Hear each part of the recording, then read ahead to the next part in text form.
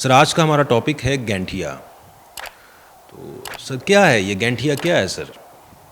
گینٹھیا arthritis کی ایک قسم ہے. آرتھرائٹس بہت کامن ایک عام بیماری ہے. آرتھرائٹس کی خیر کافی ڈفرینٹ قسمیں ہوتی ہیں. اس میں سے ایک قسم ہے آرتھرائٹس کی، اس کو گینٹھیا کہتے ہیں. اب گینٹھیا ایک بڑی اسپیسیفک ایک خاص قسم کی آرتھرائٹس کی ایک ٹائپ ہے جو سب سے کامن ہوتی ہے آرتھرائٹس میں. یہ زیادہ تر خواتین میں آتی ہے. اگین کہ گینٹھیا کیوں کہتے ہیں؟ گینٹھیا اس لیے کہتے ہیں کیونکہ اس میں جو ہاتھ کے چھوٹے جوڑ جو ہیں وہ سب سے زیادہ متاثر ہوتے ہیں. ہاتھ کی جو گٹھیں ہوتی ہیں، جو نکلز ہوتی ہیں جسے ہم انگلش میں کہتے ہیں، کہ آپ کے جو چھوٹے چھوٹے جوڑ ہوتے ہیں وہ سب سے زیادہ اس میں یہی متاثر ہوتے ہیں. اور آلموسٹ آلویز کہ یہی سب سے پہلے یہی متاثر ہوتے ہیں. اور بھی ہو سکتی ہیں چیزیں، لیکن یہ زیادہ پہلے متاثر ہوتے ہیں ہاتھ کے چھوٹے جوڑ جو ہوتے ہیں. تو اس لیے عام لوگوں کو ذرا اس کو سمجھنے میں آسانی ہوتی ہے کہ اس لیے اس کو گینٹھیا کا مرض بولتے ہیں. آرتھرائٹس کی وہ قسم جو زیادہ تر ایک خاص ٹائپ پہ شروع ہوتی ہے، خواتین میں زیادہ ہوتی ہے. دونوں ہاتھوں میں، یہ خیر ایک ہاتھ ایک وقت میں شروع ہو سکتا ہے، لیکن یہ دونوں ہاتھوں میں آتی ہے. ہاتھ کے چھوٹے جوڑ ہو گئے، کلائیاں ہو گئیں، شولڈرز ہو گئے، گھٹنے ہو گئے، اور جو اینکلز ہیں، ٹخنے ہیں، ان کو زیادہ تر یہ متاثر کرتی ہے. کسی بھی پیٹرن میں آ سکتی ہے. ضروری نہیں ہے کہ اسی طرح اس نے پہلے ایک کو پکڑنا ہے پھر دوسرے کو یہ متاثر. ضروری نہیں ہے کہ یہ آپ کے ہاتھ سے شروع ہو یا گھٹنوں سے شروع ہو، یہ کہیں سے بھی شروع ہو سکتا ہے. کہیں سے بھی ہو سکتے ہیں، لیکن زیادہ تر جو متاثر ہوتی ہیں جگہ وہ ہاتھ کے چھوٹے جوڑ ہوتے ہیں جو زیادہ متاثر ہوتے ہیں، اور دونوں جو شولڈر ہوتے ہیں وہ زیادہ متاثر ہوتے ہیں. سر اس کی علامات کیا ہیں؟ آرتھرائٹس جس طرح جوڑوں کی سوزش ہوتی ہے، جو ہم انگلش کا ورڈ آرتھرائٹس کہتے ہیں. انفلیمیشن ہوتی ہے، یا جیسے میں نے ورڈ یوز کیا، سوزش ہوتی ہے، تو جوڑوں میں جوڑ سوج جاتا ہے. اب جس طرح گٹھوں کی بات کریں یا نکلز کی بات کریں، چھوٹے جوڑوں کی بات کریں ہاتھوں میں، تو وہ بڑے آسانی سے آرام سے ہم دیکھ سکتے ہیں کہ وہ جوڑ جو ہیں وہ درد کر رہے ہوتے ہیں. ان جوڑ کو آپ ہلائیں، جس طرح انگلی کے چھوٹے جوڑ جو ہیں وہ درد کر رہے ہیں، انگلی کو ہلائیں گے تو وہ درد ہوگی. اس پرٹیکولر جوڑ کو اگر آپ دبائیں گے دونوں ہاتھوں سے تو وہ درد ہوگی، درد بڑھے گی. پہلے چل رہی تھی، اس کو ہم انگریزی میں کہتے ہیں کہ وہ ٹینڈر ہے، مطلب اس کو دبانے میں، اس جوڑ کو دبانے میں درد ہوتی ہے. ایک تو پہلی درد ہو رہی تھی. آپ کائنڈلی ہمارے ناظرین کو بتا سکتے ہیں کہ کس طرح ہم دبائیں اور کون سے جوڑ؟ جس طرح فار ایگزامپل یہ انگلی ہے میری، یہ لیفٹ سائڈ کی جو سیکنڈ فنگر ہے. اب یہ زیادہ تر اس میں ایم سی پی جسے ہم کہتے ہیں، ایم سی پیز کہتے ہیں. یہ والے جوڑ ہو گئے، یہ والے جوڑ، یہ ہیں جو سب سے زیادہ متاثر ہوتے ہیں اس بیماری میں، گینٹھیا کی بیماری میں.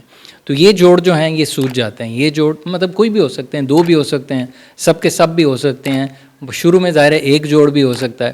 تو اس کو پہلی بات ہے درد ہو رہی ہوگی. مریض جب خود بھی ظاہر ہے اس کو موو کر رہا ہوگا تو درد ہوگی.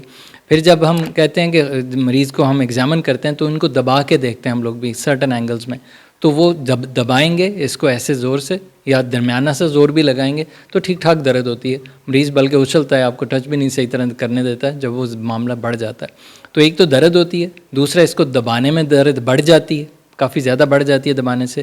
اور تیسری چیز ہے کہ جب اس پرٹیکولر جوڑ کو ہلاتے ہیں تو تب درد ہوتی ہے، درد اور بڑھ جاتی ہے.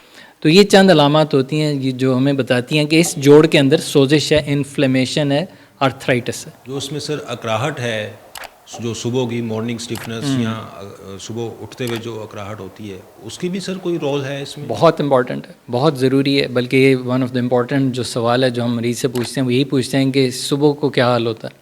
تو صبح سب سے زیادہ جوڑوں میں اکڑاؤ ہوتا ہے. بلکہ اکثر مریض ہوتے ہیں وہ یہی کہتے ہیں کہ صبح تو ان کے لیے اٹھنا ایک مسئلہ ہوتا ہے، کہ مرحلہ ہوتا ہے. بلکہ مجھے اچھی طرح یاد ہے بڑے مریض ہیں بیچارے صبح کے وہ اپائنٹمنٹ نہیں فالو کر سکتے، کیونکہ ان کو کئی گھنٹے لگتے ہیں صبح کو اٹھ کے تھوڑا بہت لوز ہونے میں، تھوڑا بہت ایزی ہونے میں، کہ وہ اٹھ کے کہیں جا کے ایون ہاسپٹل کی اپائنٹمنٹ پہ بھی اٹینڈ کر سکیں. کئیوں کو 2-3 گھنٹے بھی لگ سکتے ہیں، لیکن اراؤنڈ 20 سے 30 منٹ تقریباً لگتے ہیں زیادہ تر لوگوں کو. لیکن وہ جب معاملہ بڑھ جاتا ہے، جیسے میں نے کہا کہ ایون آدھا دن بھی کئیوں کو لگ جاتا ہے، کہ جب تک وہ دوپہر نہیں ہوتی، صحیح طرح سورج نہیں چڑھتا، تو تب تک ان کے جسم میں، ان کے جوڑوں میں اکڑاؤ ہوتا ہے. بڑا کامن ہے، میں یہ ان سے پوچھتا ہوتا ہوں کہ صبح اٹھ کے مٹھی بند کرنا کیسا ہوتا ہے، صبح اٹھ کے فار ایگزامپل برش کرنا، صبح اٹھ کے ناشتہ کرنا، چائے کا کپ بھی پکڑنا ہے تو ایزی پکڑا جاتا ہے کہ نہیں.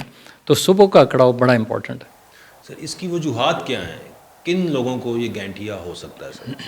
گینٹھیا زیادہ تر تو فیملیز میں رن کر رہا ہوتا ہے. اس کی وجہ ہے کہ جینیٹکس ہیں، اس کی جینز ہیں، سرٹن جینز ہیں جو سرٹن فیملیز میں رن کرتی ہے، تو ان میں یہ زیادہ ہوتا ہے. لیکن صرف جینز ہی اکیلی کافی نہیں ہوتی اس پرٹیکولر بیماری کے لیے. اس میں جینز کے ساتھ ساتھ کچھ اور چیزیں بھی آتی ہیں. جو سب سے امپورٹنٹ ہے وہ انوائرمنٹل ہے. جینز ہے, جینز کے ساتھ کچھ انوائرمنٹل چیزیں ہوتی ہیں. اس میں ظاہر ہے آپ کی پولوشن کا بھی ہے, اسموکنگ کا بہت امپورٹنٹ رول ہے, اسٹریس, فزیکل اسٹریس ہے, ایموشنل اسٹریس کا بڑا امپورٹنٹ رول ہے, انفیکشنز کا one of the very important role ہے. کچھ وائرسز ہیں, کچھ اور بیکٹیریاز ہیں جو ہماری جینز جو چھپی ہوتی ہیں, جو ایسی بیماریاں جو انڈر دا کارپیٹ ایک ڈسٹ کی طرح دبی ہوتی ہیں, چھپی ہوتی ہیں, نظر نہیں آ رہی ہوتی, پرابلم نہیں کاز کر رہی ہوتی, لیکن کچھ انفیکشنز کے بعد وہ سامنے آ جاتی ہیں اور بیماری کاز کر دیتے ہیں. لہذا یہ جینز میں ہونا ضروری ہے. جس کے جینز میں اگر نہیں ہے تو شاید پھر یہ گینٹھیا ان کو نہیں ہو سکتا, ان لوگوں کو.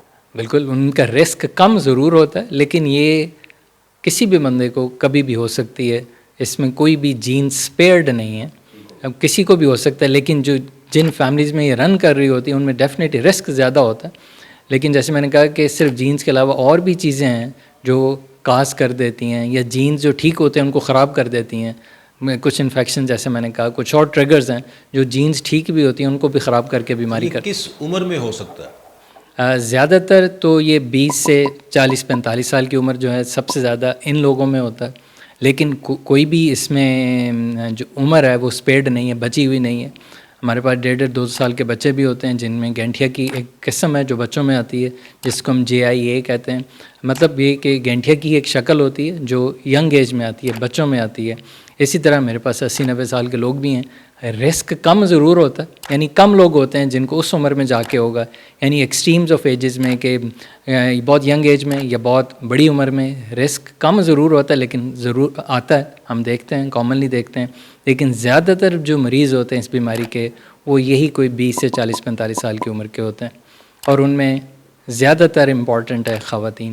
یہ مردوں میں کم ہوتی ہے, خواتین میں بہت زیادہ ہوتی ہے.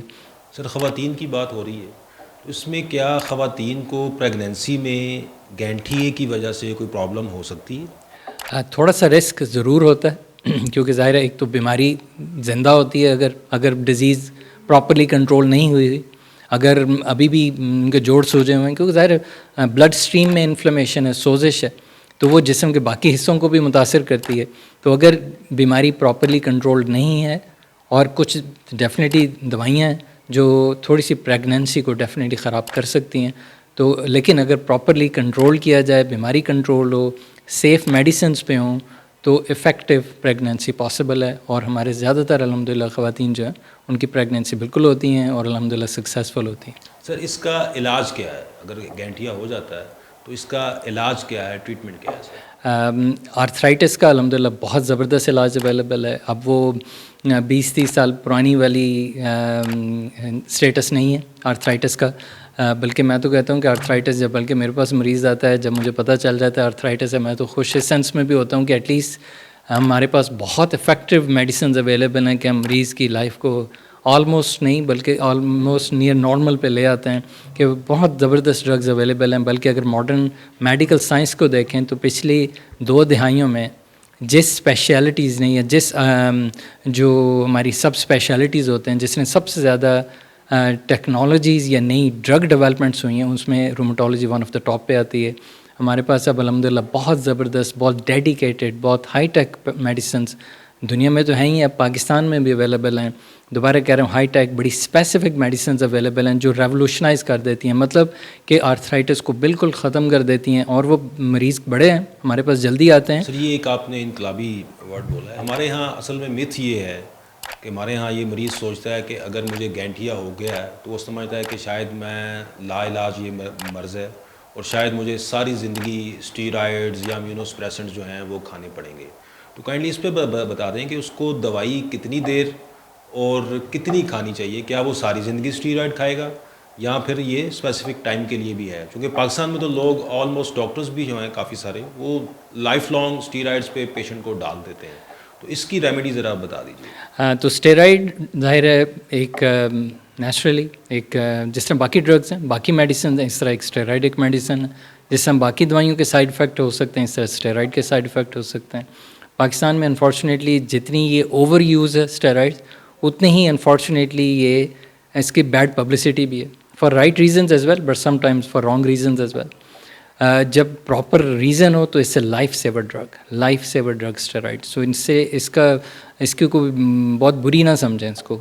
فار رائٹ ریزنس دوبارہ کہہ رہا ہوں یہ زندگی بچانے والی ڈرگ ہے, ہمارے لیے بڑی ضروری ہوتی ہے. لیکن اسٹیرائڈ کوئی علاج مکمل نہیں ہے اس کے آرتھرائٹس کا.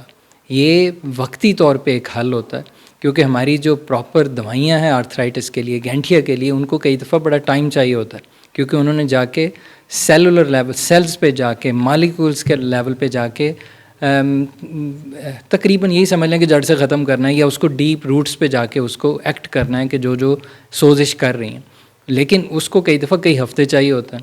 تو اس لیے ہم اسٹیرائڈ ضرور یوز کرتے ہیں, لیکن بہت شارٹ پیریڈ کے لیے, وقتی طور پہ. صرف اسٹیرائڈ ہی اس کا حل ہے یا اس کے ساتھ کمبینیشن آف ڈرگس چلتا ہے؟ میں یہی آپ کو بتا رہا ہوں, بالکل. یہ ہم پھر صرف شارٹ رن کے لیے یوز کرتے ہیں. لانگ رن میں اسٹیرائڈس ہم یوز نہیں کرتے, بالکل نہیں کرتے. لیکن کچھ لوگ ہوتے ہیں بہت ہی, چند پرسنٹ, جن کو ہمیں بہت کم ڈوز میں تھوڑی دیر کے لیے رکھنا پڑتا ہے, چند ہفتے یا چند مہینے, کیونکہ زیادہ تر لوگ مور دین 80-90% اسٹیرائڈ سے جان ان کی چھوٹ جاتی ہے.